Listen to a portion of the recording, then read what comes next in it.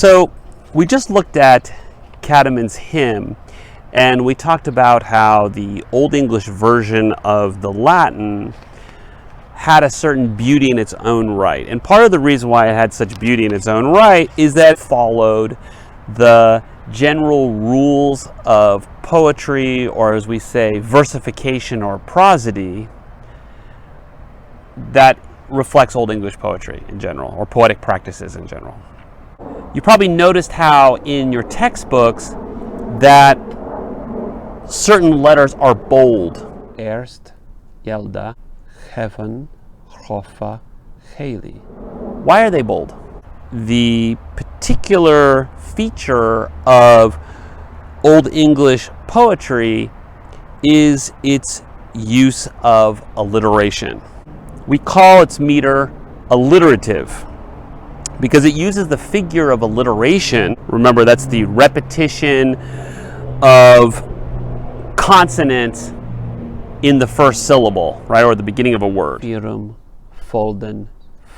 Now, these are the rules for Old English versification or prosody, the rules of making poetry for this period. Now, some say that Old English versification or prosody is pretty simple.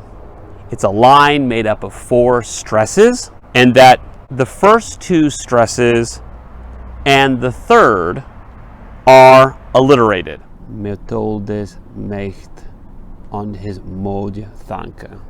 Sure, that's true. But Old English versification is more sophisticated than that. You also have to take into account future innovations we're going to see in both the Middle Ages or later Middle Ages and in the Renaissance. In particular, the alteration of stress and unstressed syllables. We saw that already in Sonnet 18, that weak, strong stress. We got to get away from the idea that the Old English line is primitive. It's just the beating out of a rhythm like a drum in front of a fire with everybody wearing their helmets with the horn things. We need to take into account the presence of cadence, like in our own meter, like in Shakespeare's meter. So I want to give you the real rules of Old English versification as I learned them from a great linguist who taught at UCLA. Number 1, the line is made up of 2 half lines called the on verse and off verse, or A verse and B verse. 2, the half lines are separated by a caesura or metrical pause. Remember, which may or may not coincide with a grammatical or dramatic pause.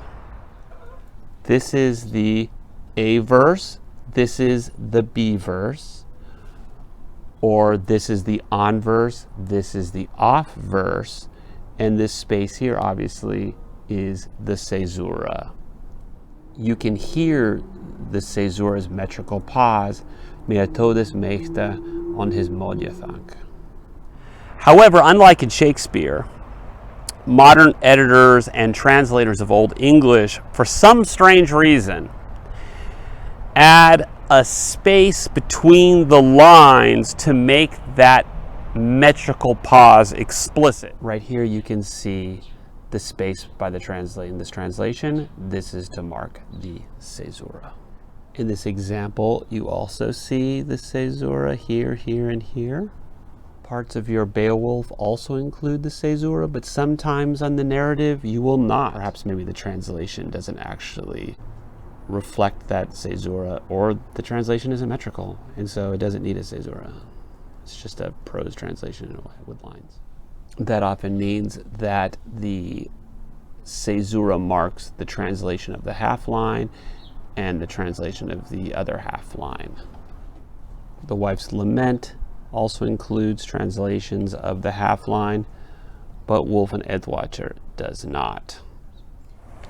3, each verse on the half line, on verse or A verse, off verse or B verse, is made up of 2 feet.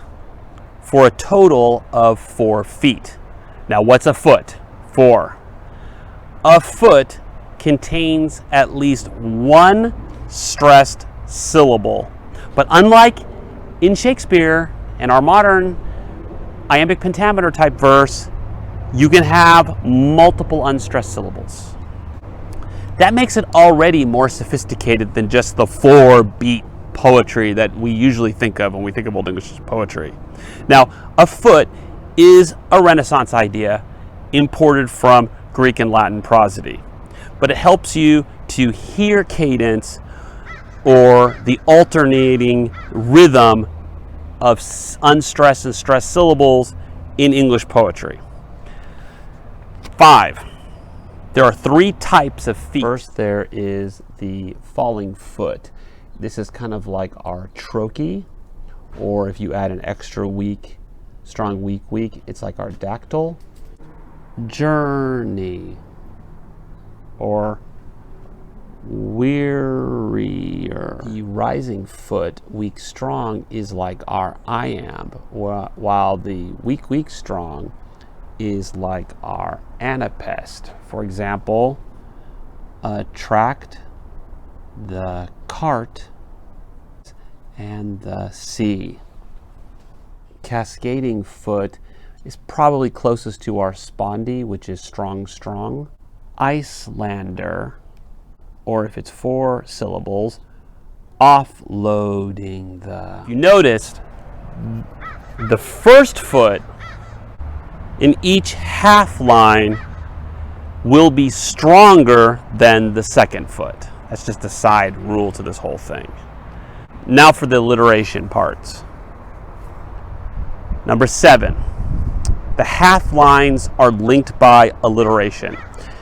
In other words, unlike our poetry, like in Shakespeare, alliteration is not being used as an ornament, something to add flavor to a line.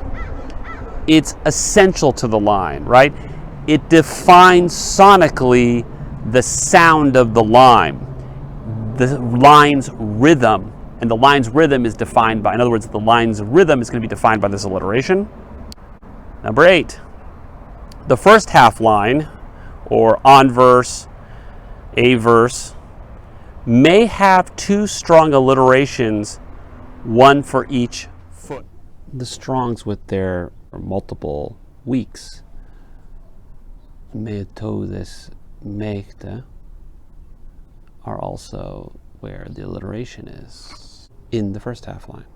Number 9, the second half line, the off line or B line, allows for alliteration only on the first foot.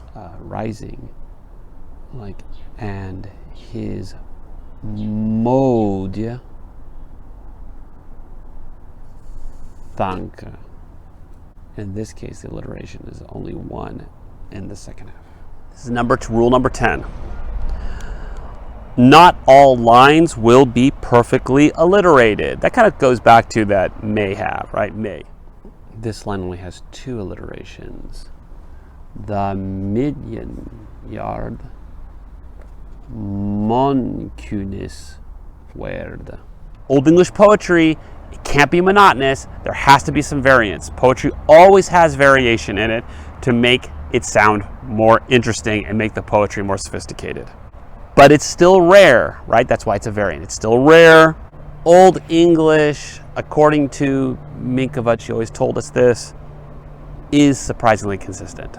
Number 11, sometimes you will hear a weak extrametrical syllable before the caesura or at the end of the line. And we're going to see this as well in Shakespeare and other periods. They talk about restrictions, right?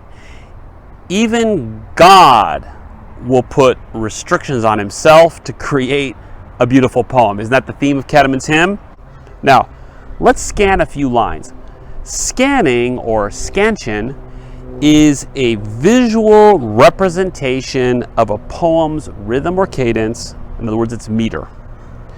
it's kind of a way to reverse engineer a poem to see how it's constructed, but also for us to see what we're hearing. And once we see what we're hearing, we start to hear much better. So let's look at a few lines. So let's listen to the cadence of the line, Heaven to Hrofa, Haley Shippened.